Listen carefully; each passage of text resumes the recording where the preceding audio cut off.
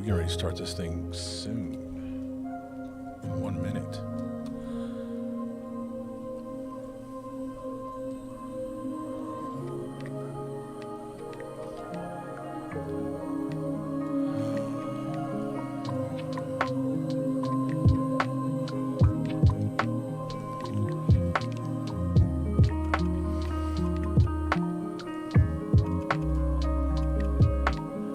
Okay, I think this is close enough. Close enough to 3. I don't want to drag this out too much longer. All right, here we go. Let's go live. All right. All right. Okay. Oh, I got to switch the screen here. Oh, boy. Hello, everyone. Welcome to this very special edition of the Thomas Miller Show. Make sure all my audios are there. If you can't hear me, give me, message me if you are on Rumble or because I'm streaming to, I think, 4 different platforms right now. Technology is amazing. I'm on Twitter, Twitch, Rumble, and the YouTubes. Now, I don't have high hopes for the YouTubes because I think the YouTubes may kick me off. I don't know. Maybe because, I don't know. Maybe because I'm black and they'll see that and they'll be like, get that guy off the screen. But anyway, welcome to the Thomas Miller Show. I do appreciate it. This is my very first live stream, so this is going to be, it might be good, it might be rough, it might be mediocre, but whatever it is the Thomas Miller Show. You can follow the show on Twitter, Rumble, and YouTube if you want to. I don't post on YouTube a lot. I do post a lot on Rumble. In the description box, there is also the link to my podcast, which I apologize if you follow my podcast. Hang on. It seems like the mic's a little hot. Let's turn it down just a tad. All right. I was in the red. I haven't done that many podcasts recently because I've been really trying to get a handle on this video thing, this live thing now. But I do have some podcasts in the works. So please don't abandon that. Come back to it. There will be some more podcasts. Okay? Okay, great. Today's show is going to be rough, like I said. But I do have some stories that I want to cover. I'm working on a schedule to be live more, this gives you a chance to interact with me. You can do that via the chat, which is on Twitch and YouTube. I'm I'm not sure how the Rumble one works, but yeah. Or you can email me, Thomas Miller at thomasmillershow.com. And if you wish to support the channel, there is a couple ways you can do that. And I'm going to put those on the screen right now. Let's see. Let's get it going here. And you can do that via Venmo at NP Media. Also, you can be very kind and buy me a cup of coffee or two. I am a coffee junkie. I like the Java, so you can do that. Just go to buymeacoffee/TM show, and there you can show your support. Buy me a cup of coffee. Okay. All right, let's get those off the screen here. And I'm doing this all by myself, so please be kind. And yeah, anyway, let's get into today's show. I'm going to try to get to 4 videos that I want to share with you and dissect them, and then give you a chance to come in live via telephone or via chat. I do have somewhat of a phone system set up. It's very low key, very low budget, but it will work. And I will put the number to that on the screen later on. The only thing I ask is if you do happen to call into the show, please try to refrain from the swear words. I know sometimes you get heated about some of the topics that I cover on the show, on the videos, but if you can do me a solid, please don't swear, because I don't want to get stricken, and I don't want to have, the YouTubes or the Rumbles, they get all upset with me and want to kick me off. Okay. All right. So let's get right into it. I have a couple videos. Let's do the one that I came across earlier today that, and I will be stopping these videos periodically because this might be copyrighted material. Why is my microphone still going just a little too hot? Let me turn it down just a little bit. If you need to turn up the volume, please do. But I see my microphone going into the red, and I don't like that. I don't want to blow you guys' ears off. So here we go.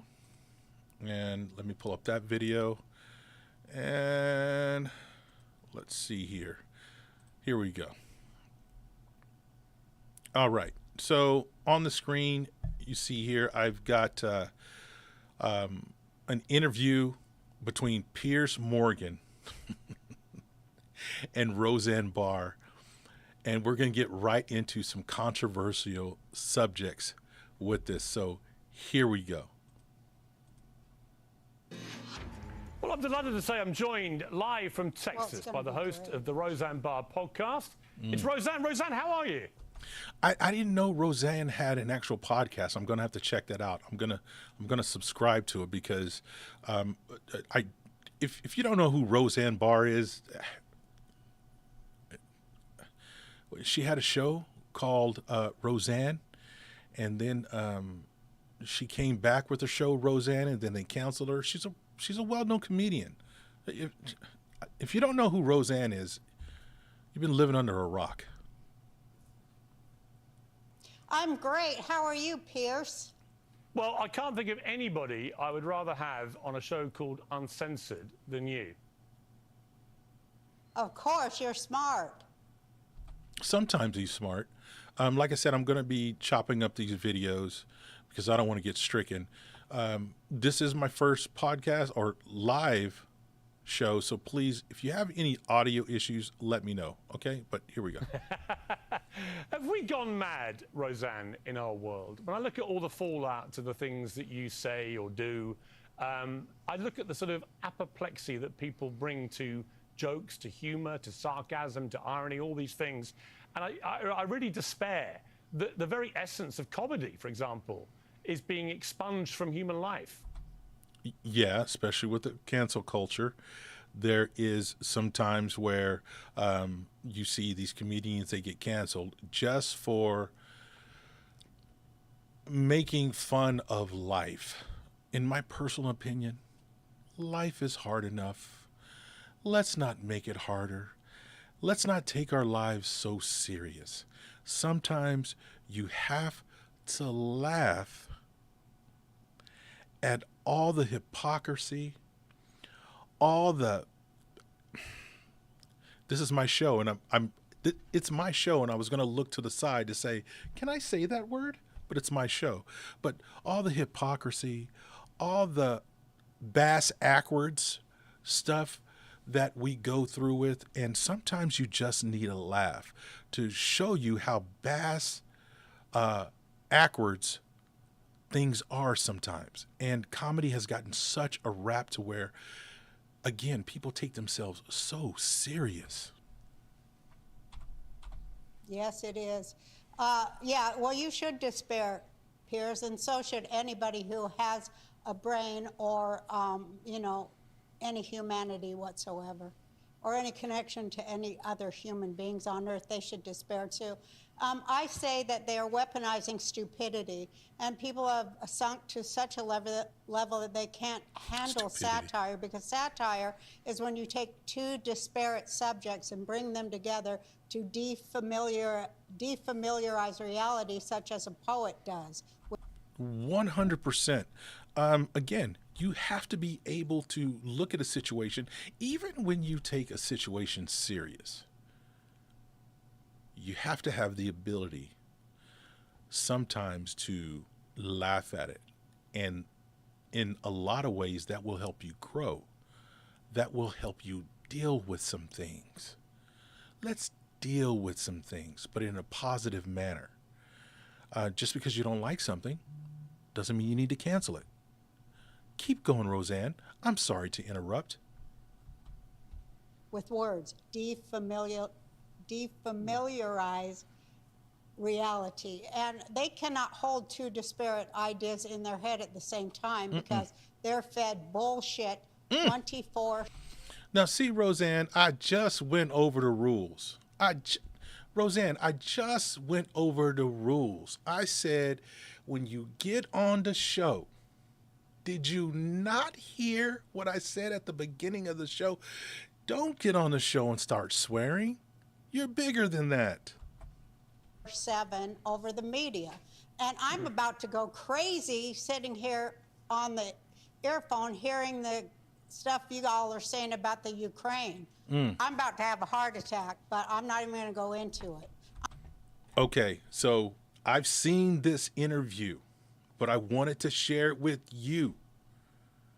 Roseanne is about to go off.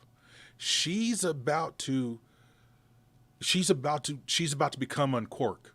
As you can see the freeze frame on the screen right now, she's about to get crazy. But, and we will talk about this after she goes off, I think she's on point.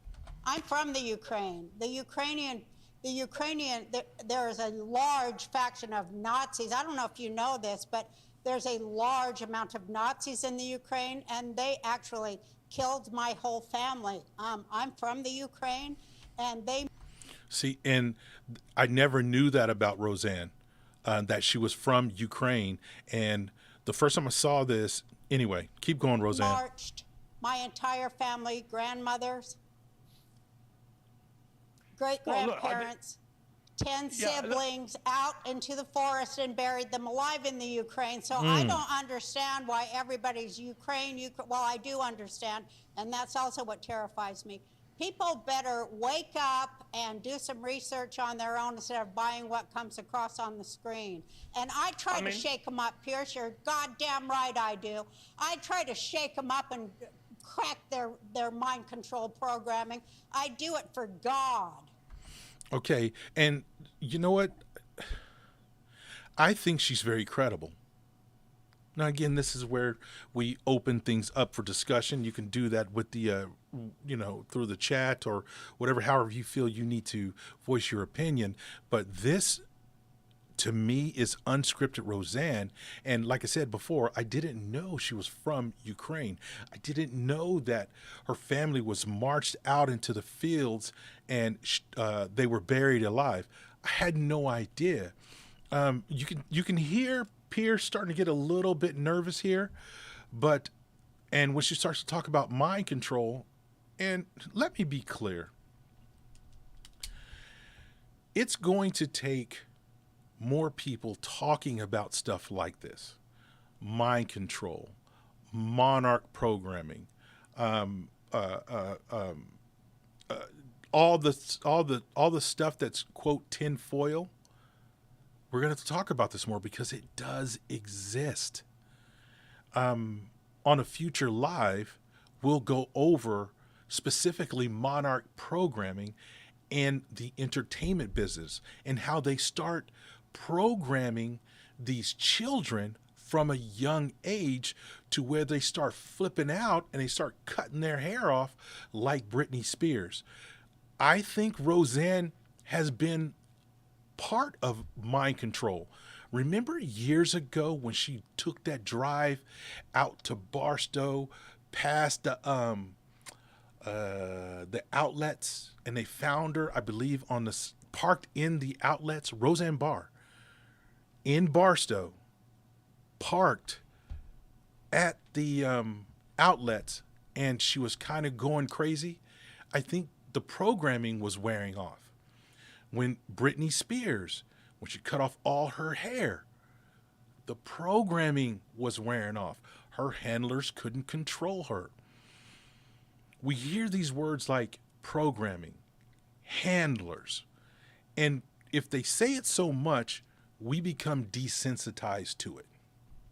Real talk. We become desensitized to it, to where it doesn't hold as much weight. And then when you hear someone say, oh, well, Britney's handlers, they need to get a hold of her, we think on an entertainment manager type thing. We don't think monarch programming handlers. And the reason why these people are programmed is to influence primarily our youth, so they will grow up and become these mindless zombies roaming around the country with their heads buried in their phone and unaware of things going on around them. And that's, just stick a pin in that because we're going to cover that later on. I got to apologize in the beginning. I thought this one might be an hour show, and it just hit me. This might go more than an hour at any given time because this is your show too. You can say, hey, Thomas, can you please shut your pie hole? I've had enough. And I might listen to you. But anyway, go ahead. Go ahead, Roseanne. Well, here's, Roseanne, what I would say to that. I don't agree with you about a lot of the stuff you said about Ukraine. I know what you said, and you're perfectly entitled to your views. I would say in relation to the suggestion that they're all a bunch of Nazis. Okay, so so you got Pierce saying, I don't believe what you said. Somebody just told you. There's a lot of Nazis. They took my family. I seen them take my family out to the woods and bury them alive. And you gonna tell me you didn't see that? I don't believe you. Pierce. Seen the swastikas on those Roseanne, soldiers' arms. The It's in the President Zelensky news. himself is Jewish, so obviously he is de facto not a Nazi. I know, but he's not a good one. Are all Jews the same? For God's sake, talk about anti-Semitic. Just because the guy's a Jew doesn't mean he likes Jews or that he's doing anything good for the Jews. I mean, so what? Who cares what anybody is? That was the whole point of my tweet. Just because they're skin folk don't mean they're kinfolk, you know. Hey, preach on, Roseanne. And I've got to speak to that. Just because they're skin folk, I love it. Roseanne, you please don't be mad, but baby, I might have to use that a lot of times. Just because they're skin folk doesn't mean they're kin folk. So many times, and I've heard this personally, that we all look alike. That black people look alike. Y'all all look alike. Man, that's kind of harsh. In fact, I had someone tell me, real talk. Someone looked at me for the first time, and I'm a little heavy set. Okay, I'm fat. I had someone look at me and said, "Oh, you look exactly like Al Roker. You look exactly like Al Roker."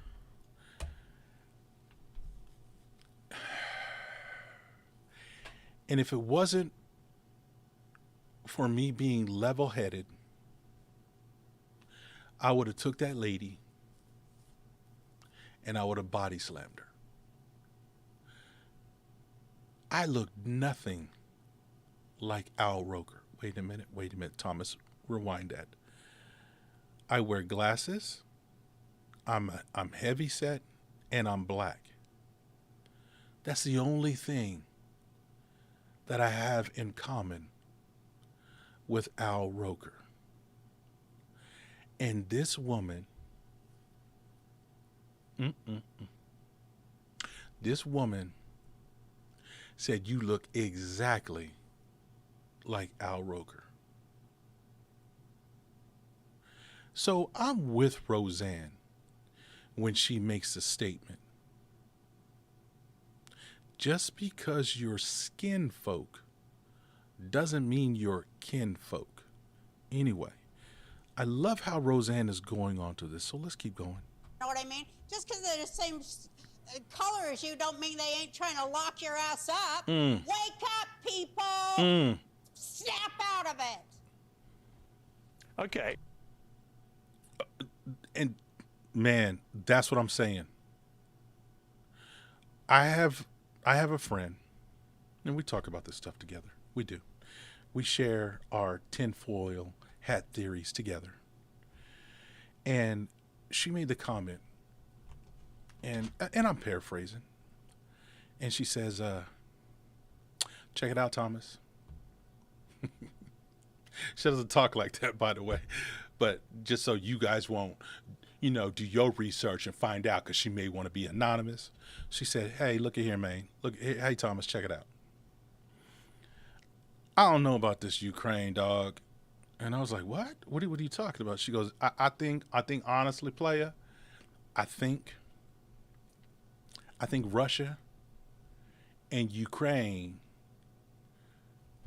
might be on the same team." And I was like, "What? You're going to have to explain that. Girl, you're going to have to explain that." She said, "I think they're on the same team. I think they're trying to pull the wool over our eyes." I said, "What?" But Ukraine is like they getting attacked and stuff.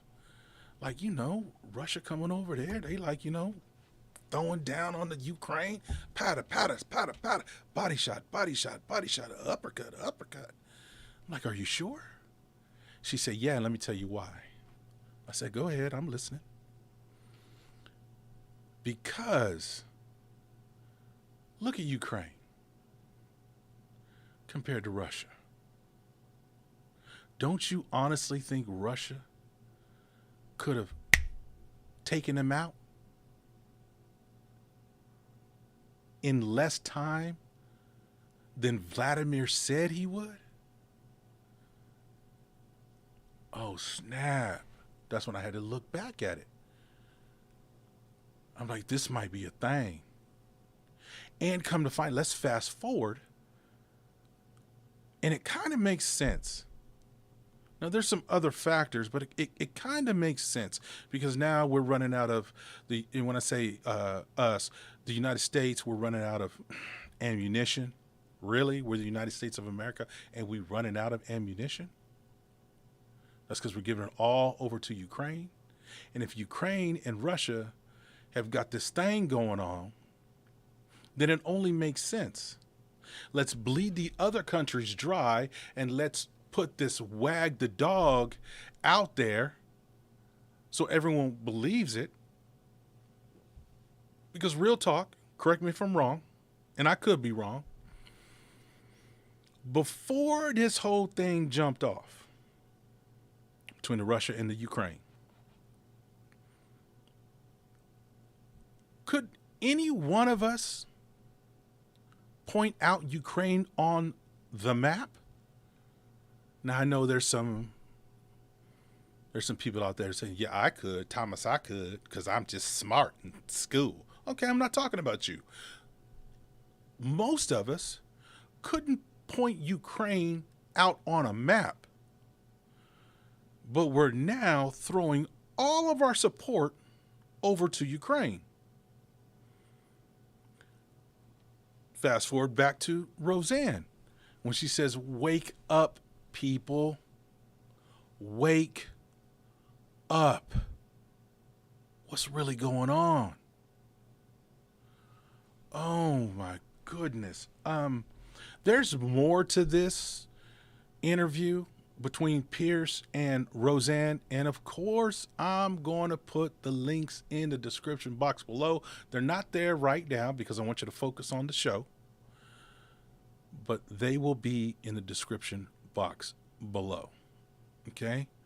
Don't go anywhere. I'm going to get up for a second. I got to turn on the because it's a little bit hot up in this here. So I'm going to turn on the so you may hear some humming in the background. I will be back. Let's see.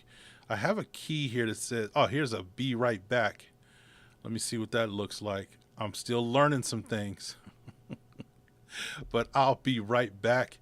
This is the Thomas Miller Show. Thank you so much for tuning in, and use this time, to go to the restroom, get you something to drink, maybe get something to munch on if you haven't had the lunch. I know it's 3:24 Pacific Standard Time. You may get that late night hunger. Go get something and then come back to the show.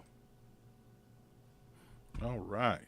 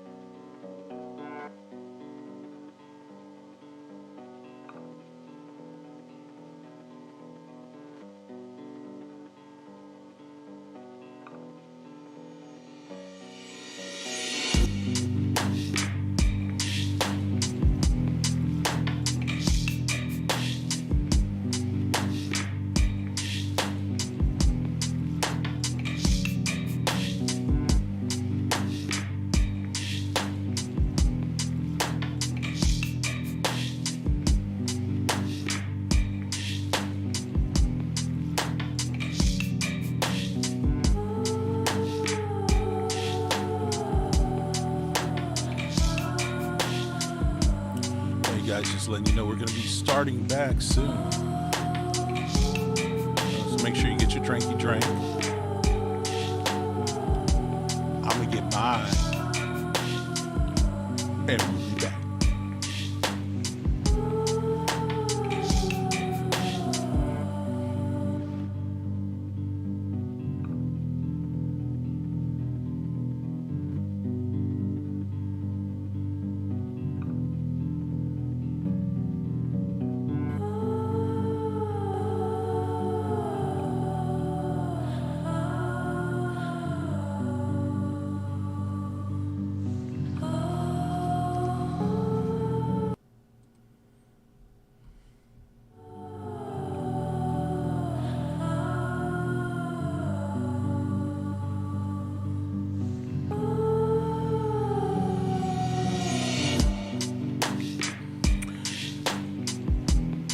What's up, everybody? Welcome back to the Thomas Miller Show. I hope you got your drink. I hope that you went to the restroom, got all that out your way. Oh boy, sometimes I do. I be cracking myself up.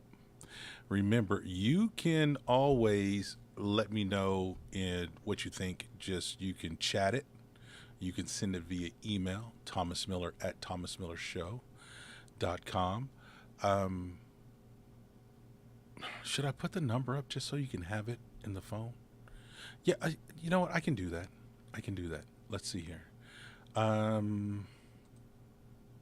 Let's see here. Let me see if I can get it up here. Okay. Yeah, I can do that. Let's do that. I'm still learning some things, so you know, it's okay. Things are a little bit rough. But if you want to call into the show, because I just hit you with that Roseanne thing, you can do that. Even though it says call in now, I'm not going to tell you not to call in. You know what? Call in when you want to. I'll just take the number off after you write it down. Whatever.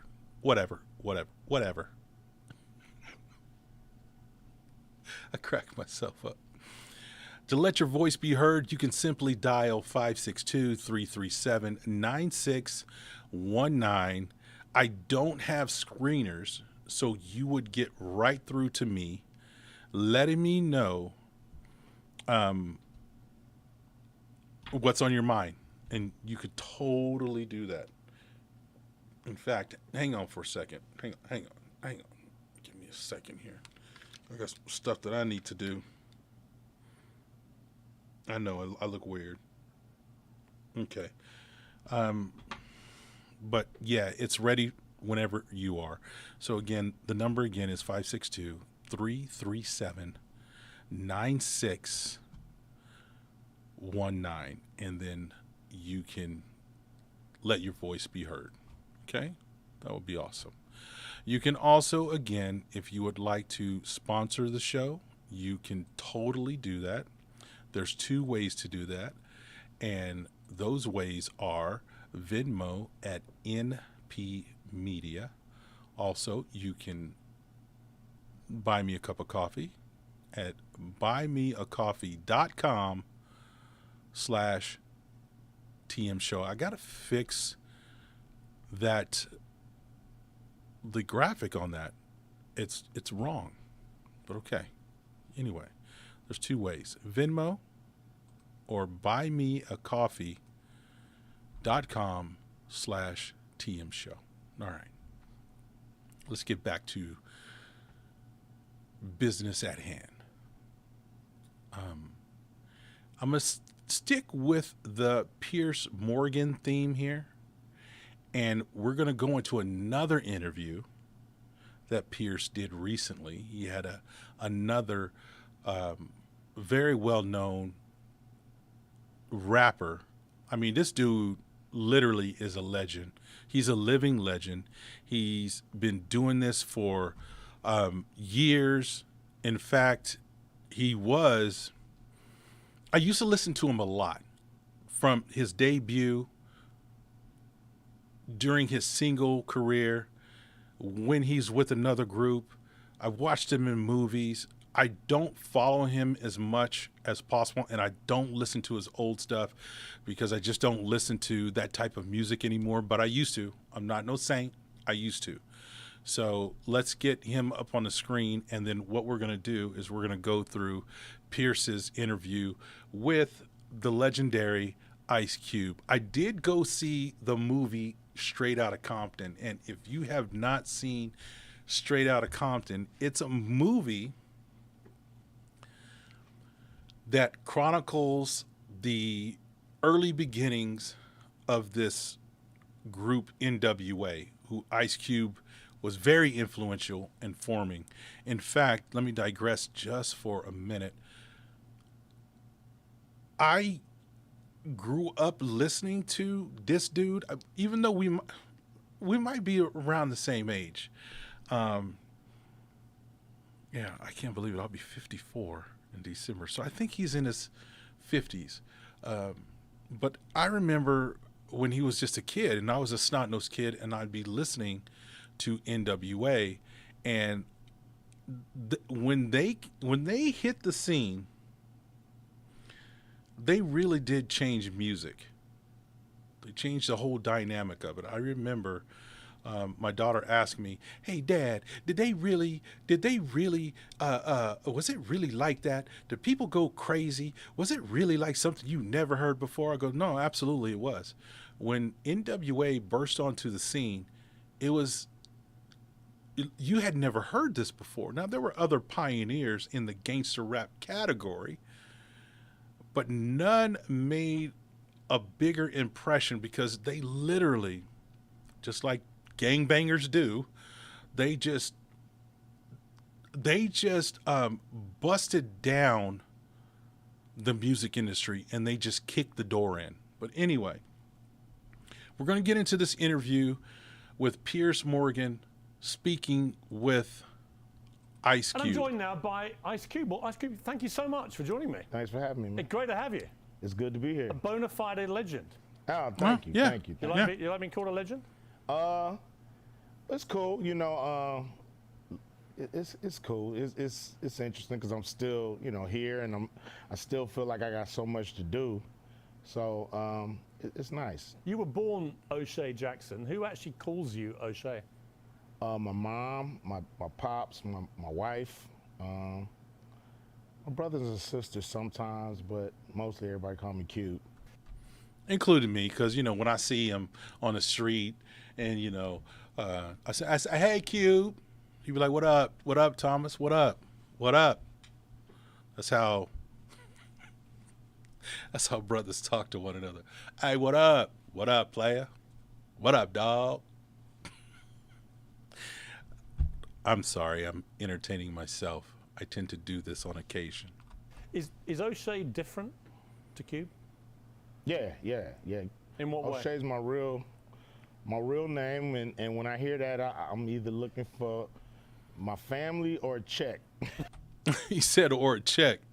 He's like, he said, "I'm looking for a check," because you can't make the check out to Ice Cube. You got to make it out to O'Shea Jackson. So he's like, when someone say O'Shea, I'm about to get paid. Holla if you hear me. I'll tell you where that came from later. But yeah. You know what I mean? Like, you gonna call me O'Shea? Hope you got a check. And Cube is what my friends been calling me since I was 12 years old. Let me ask you this. There's been a lot of stuff about the state of the world, about the state of America. Where do you see things right now? I think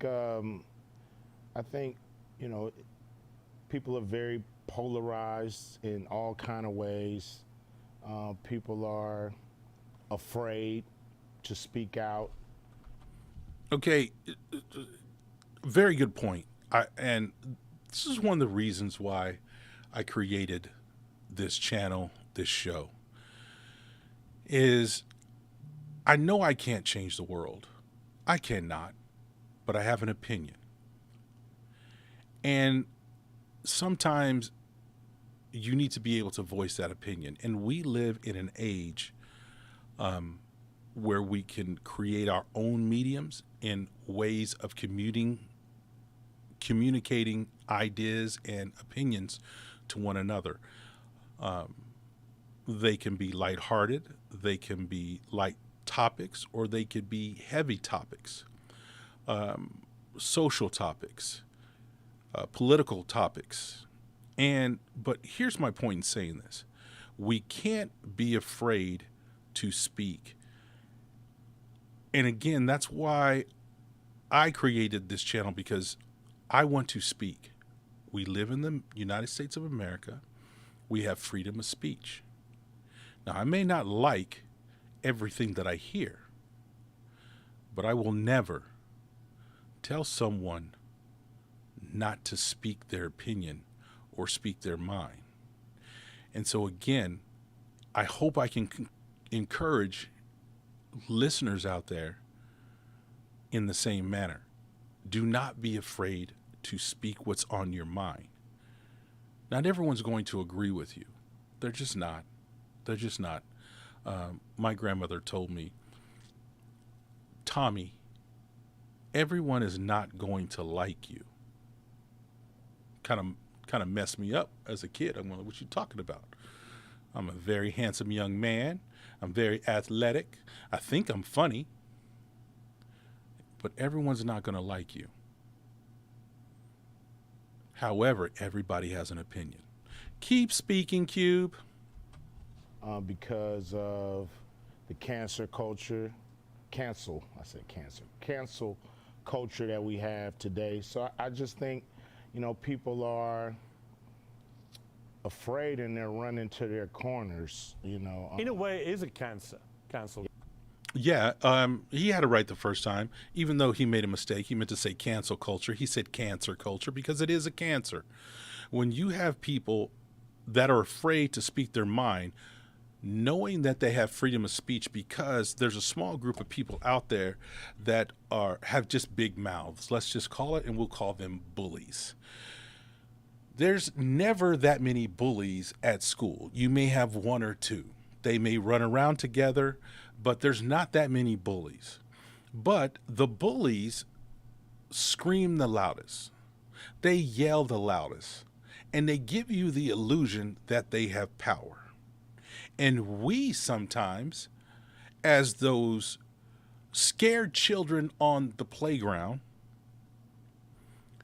we think because they're yelling, like, I don't want to say nothing, I might get beat up. I might get canceled. And so in today's society, we've got these people that scream, this small group of people, whatever that small group of people are. You've got your LGBTQRS elemental Ps. Sometimes they have radicals that scream a lot. You've got people that say, we're being oppressed. They scream a lot. You got a small group in the feminists. They scream a lot. But they have this ability to scream not only a lot, but loud. And then they intimidate normal people, people that just want to live and enjoy their life.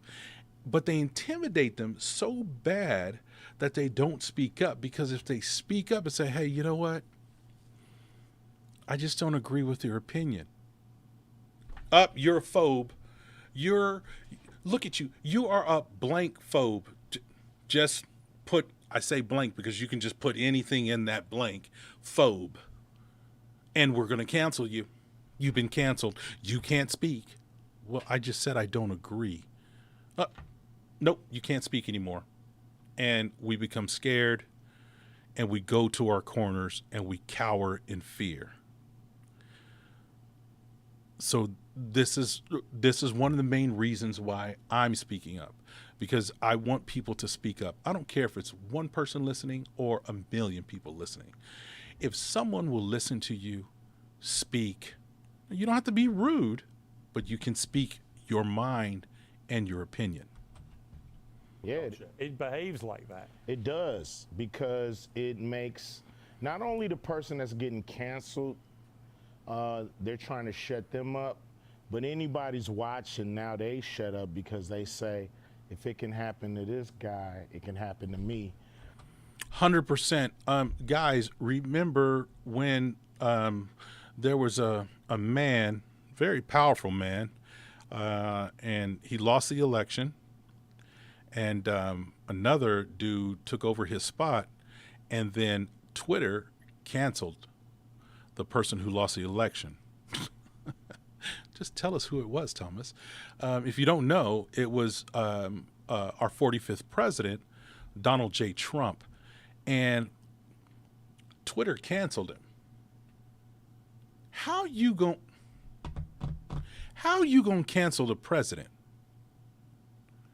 And if the president could be canceled and nobody said anything, like there's a few people that were upset, myself included. This is before I had this show. Myself included, I'm like, how they do that? Like, you canceled the president? That sets a very bad precedent. Because if you can shut up the president, you're next. You're next. No matter how big or how small you are, we're going to cancel you. We tell you you have free speech, but we're going to make sure you don't have free speech. And this scares people to say if they can cancel the president, wow, I better just be quiet because I got a family to feed. I have a circle of friends. I don't want my family to ostracize me just because I have a different opinion than you. So by smashing somebody who says something that you might not like and canceling them, it actually reverberates throughout the whole community. It really does. Everybody now is watching what they say all the time. Well, see, what's the answer to this? Because I think it's crazy that in a democracy like the United States, like the United Kingdom, that people are too frightened to speak their mind, to say what they think. What do we do about this? I think you say what you want to say, and to hell with the consequences. Ooh, Cube. Boom. That is... Okay, man, he just dropped a bomb because that is true. You say what you want to say, and then and you just let the chips fall where they may, and then you deal with it. We are human. We are human. We are human. I probably said something on today's show that was probably inappropriate. However,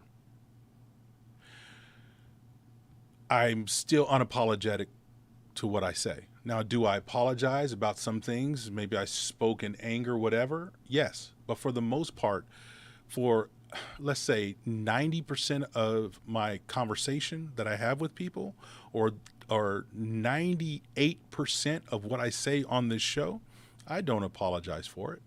Now, I apologize if I'm clearly wrong. You know, if you tell me 2 + 2 is 4, and I say, no, man, it's 5. It's 5. No, Thomas, you're wrong, and here's a science to back that up. Okay, I apologize. It is 4. But if I'm speaking my mind and I'm speaking how I feel and I have an opinion, I'm not going to apologize for that. If I see something that's wrong and then I bring it to your attention and tell you I don't agree with that, or I agree with that, and here's my reasons why, I'm not going to apologize for it. I'm going to let the chips fall where they may, and then I'll deal with it. That could come back in the form of an apology, or it could come back as me doubling down. Like, yeah, I really believe what I just said. I really stand behind what I just said. And I make no apologies about it. But people shouldn't be canceled for their opinions. Be unapologetic, unless you're being just flat out just nasty mean and it's not warranted. But if you have a very firm view on whatever it is you're talking about, and you do it in a way that's really civilized and educated and respectful of the other person listening, then don't apologize. You stay strong. The Bible tells us, let your yes be yes and your no be no. I try to live by that every day. Let your yes be yes and your no be no. if you say something, don't be afraid to say it. And don't apologize for it. Unless you're clearly wrong. Go ahead, Cube. Keep talking. You got to be willing to fight for your rights and fight for what you believe in. And if you're a person who believes in freedom of speech, you have to fight and say what you feel and let the chips fall where they may, and stand on that. And, you know, it may not be an easy road, but I think you feel better about yourself when you say what needs to be said at the time it needs to be said, and not afterwards where you go home and think, I should have said this Right? when that guy was there, or when I was there, I should have said that and I didn't. We can That definitely- haunts you more. You can definitely say what the hell you like on this show. It's called Uncensored for a reason. Well, that's why I'm here, man. You know, that's You've what always I'm been all about. uncensored. Let me ask you. 100%. Yes, because you don't want to have, and we've all had situations like that. It's like, man, I should have really stood up and said something, because that is not what I believe. Or, you know what, I should have said something and spoke up because this point should have been made. So just don't be unapologetic. Now, there's more of this interview, and of course I'm going to put this down in the description box below. But now I think Pierce is going to change the subject here, and there are some points coming up where I don't agree with Cube, even though, you know, I see him on the street and we say hi to each other every now and again. I don't agree with some of the things he says. So, Pierce, you go ahead and conduct the interview with Cube. Ask you this: is America more racist or less racist than when you were a kid? Oh boy. And here we go. I think it's pretty much the same, because it's institutionalized, and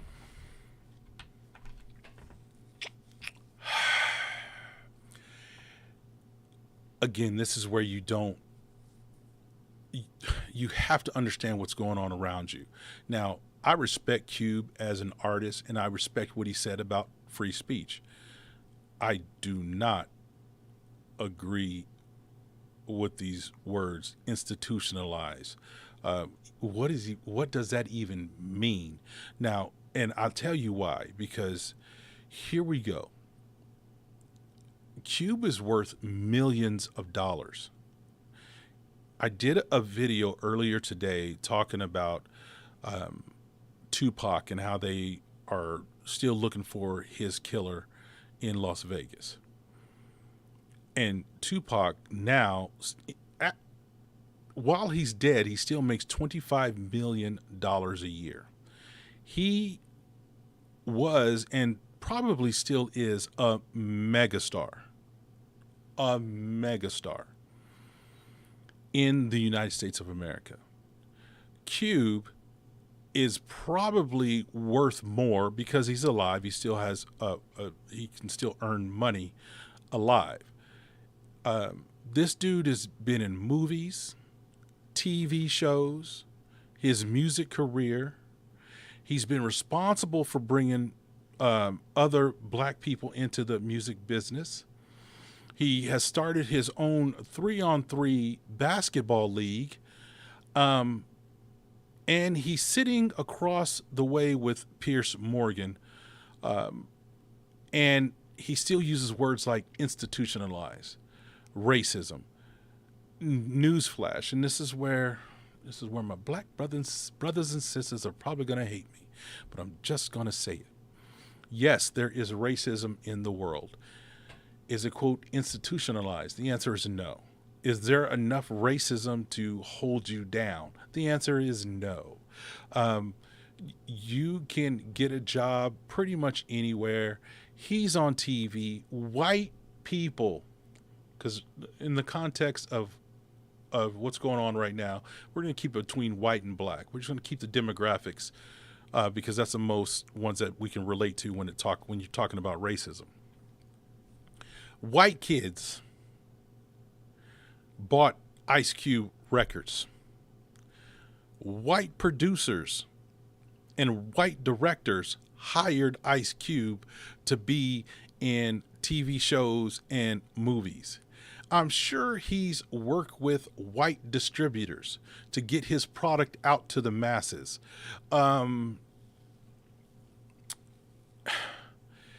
There's no one saying, get that darkie off the screen. We don't listen to Ice Cube's records because he's a darkie. No one is saying that. No one has ever said that. Now, has he probably experienced isolated incidents of racism? Absolutely. I have. But in general, I will never, ever say, yes, this country is inherent racist. Inherent, meaning you had to be left something and you continue with it, or you continue using it. Prime example, most people, when their parents or a loved one dies, an elder, they give them an inheritance.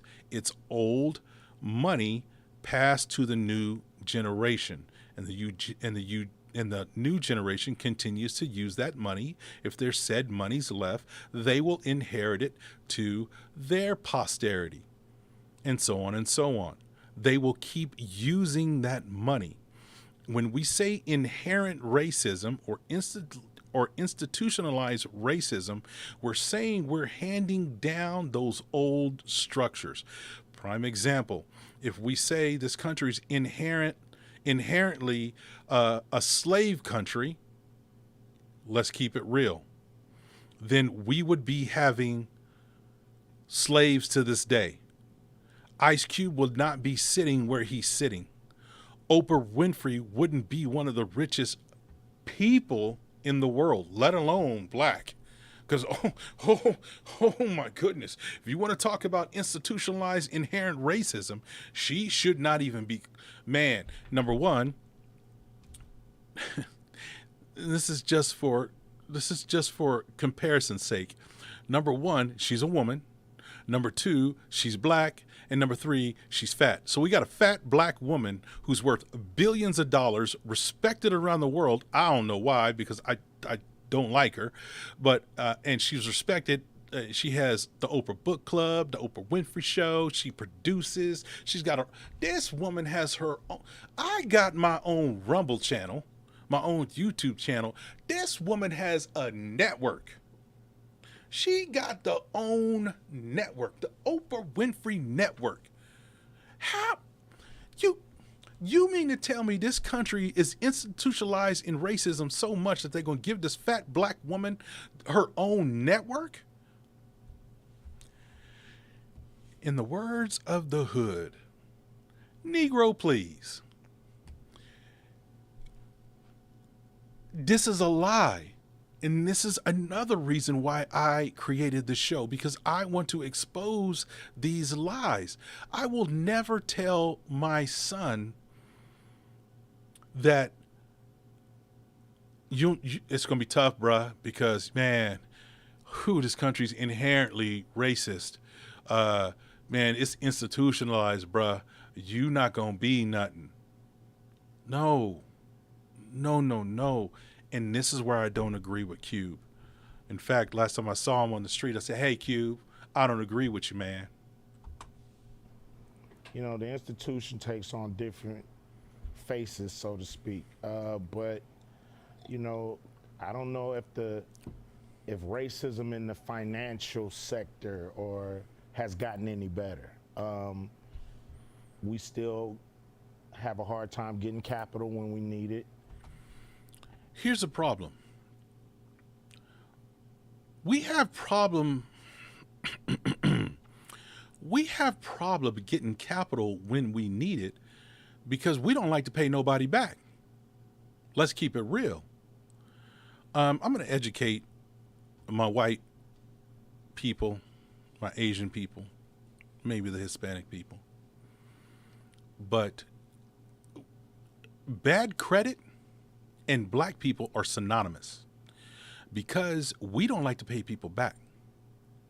And when we go to get capital, they do. And if you need a substantial amount of capital, you need to borrow some money, get a car loan, buy a house, or even rent, let's just say rent,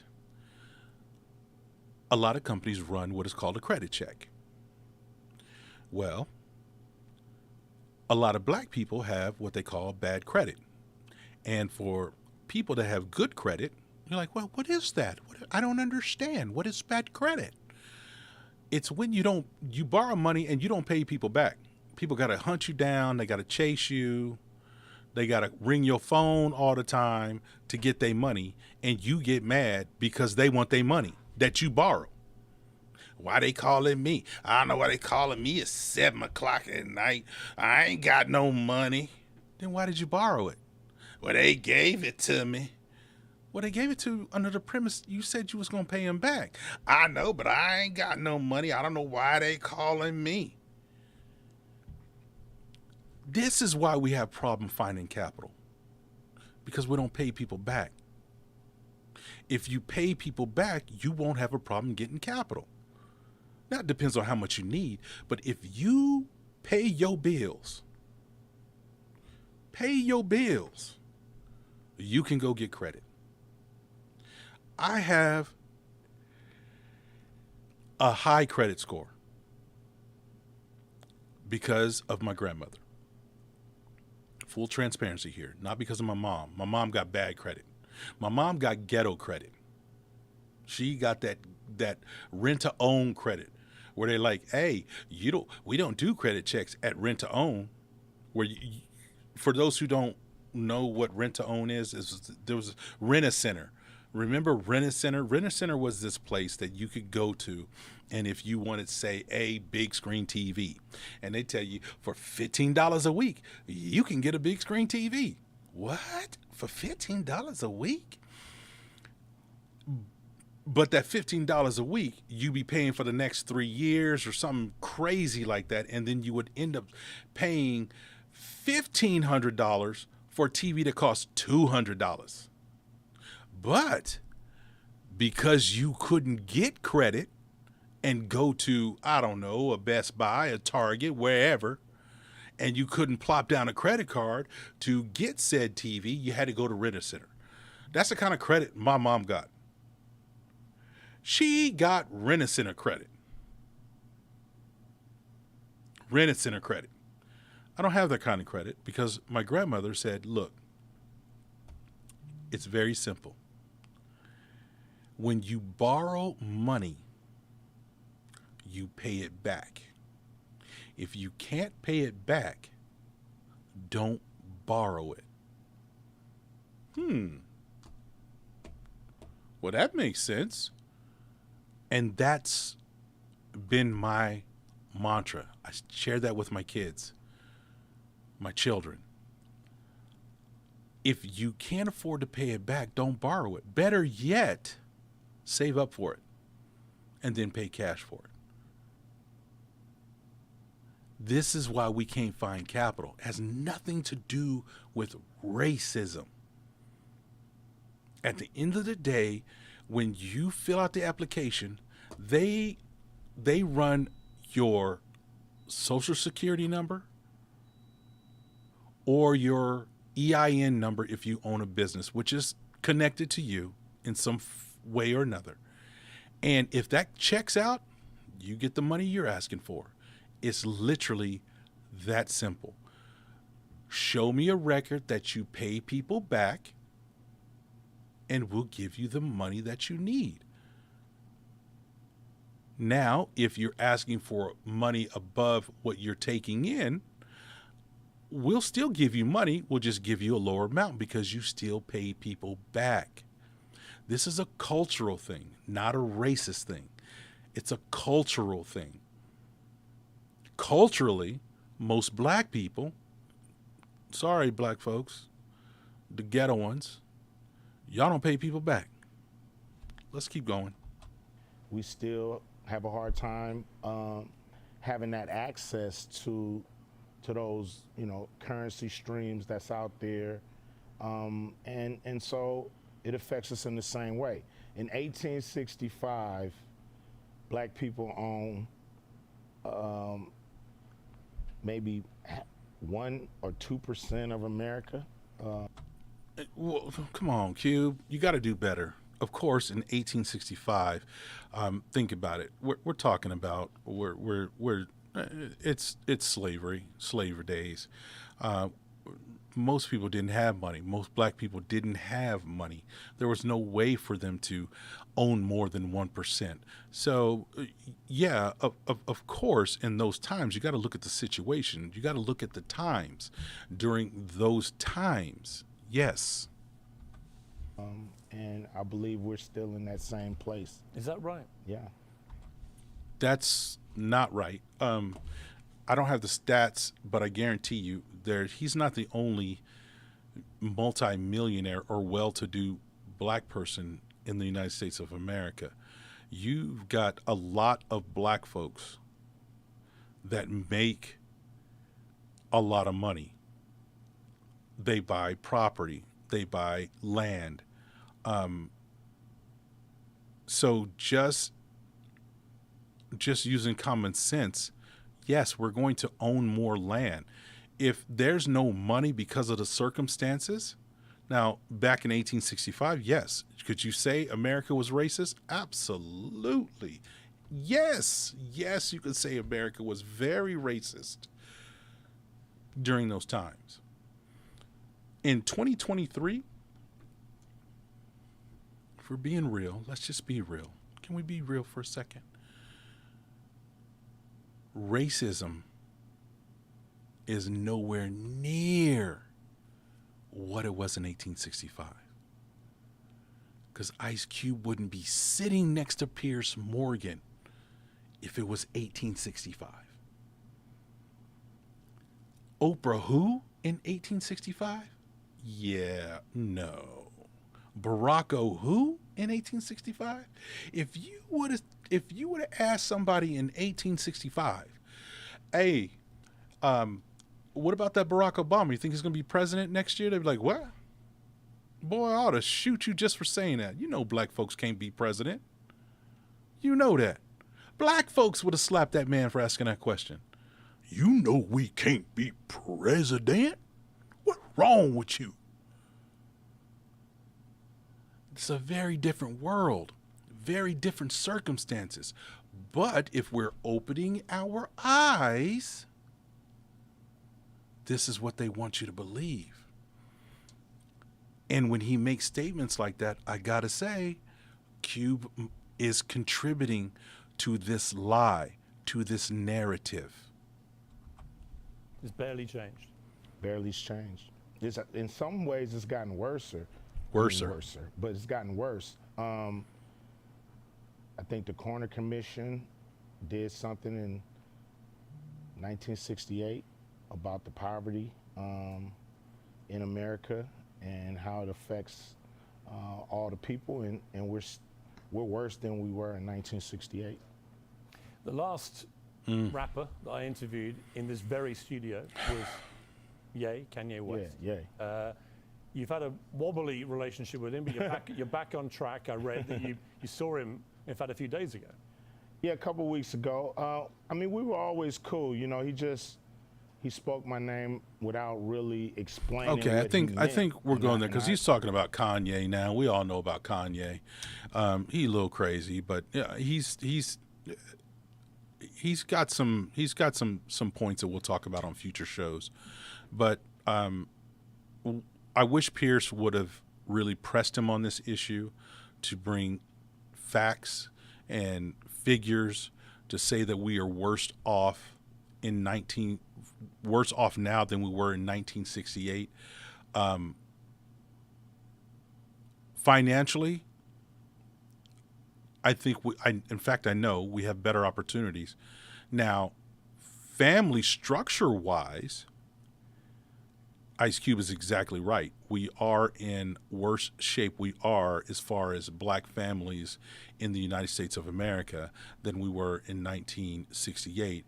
And yes, I'm going to, piss off some people, and it's because of feminism and the government.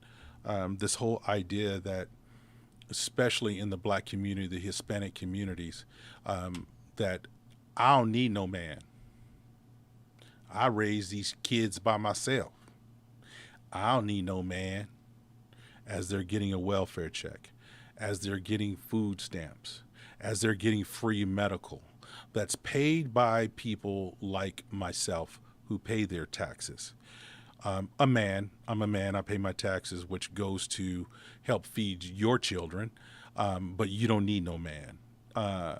It's unbelievable. So this whole ideology of taking the man out of the household is done on purpose, and it has single-handedly been one of the major contributing factors to the downfall of the Black central family. Yes. All right, guys. That's pretty much. I was going to hit you with more. Let me do something real quick. I said I would open up the phone lines. Now this is all new. This is my first live stream. So, I'm trying to do right. So if I don't do right, I'm trying. Here we go. I'm setting up the phones right now. And let me just get that number across. If you want to talk about anything that was on the show today, now is your time. Do I want to get into Bill Gates? I don't know if I want to get into Bill Gates just yet. Maybe I'll save that for the next live stream. This dude, Bill Gates. All right, let me get this up real quick. Yeah, just give me some time here. I'm getting all the information up right now. So you could call. There you go. Let's make that transition. Bye, Cube. I'll talk to you in a minute. I'll see you on the street, Cube. I'll see you on the street. You know how we do. Anyway, I'm going to wrap up the show here, but if you want to call in right now, you can. The number is on the screen. It is 562-337-9619. After the stream, I'm not going to pick up the phone because that means the stream is over. That means I am off the air. However, if you wanted to communicate through Twitter, the chat, or email, you can totally do that. The email is thomasmiller@thomasmillershow.com. That's thomasmiller@thomasmillershow.com. I thank everyone for listening to this very first broadcast. I am requesting your opinion on what you might want to see on the show, what you want me to talk about on the show, any questions, or to say, hey, Thomas, can you put a paper bag over your face because my kids can't even watch the live stream because, brother, you ugly. Then I'll take that. Thank you, guys. There I go, cracking myself up again. All right, guys. Thank you guys so much for watching the show. I do appreciate it. You guys are the best audience out there in the interwebs, and I appreciate it. You guys take care of yourselves, and I am out of hell. Bye.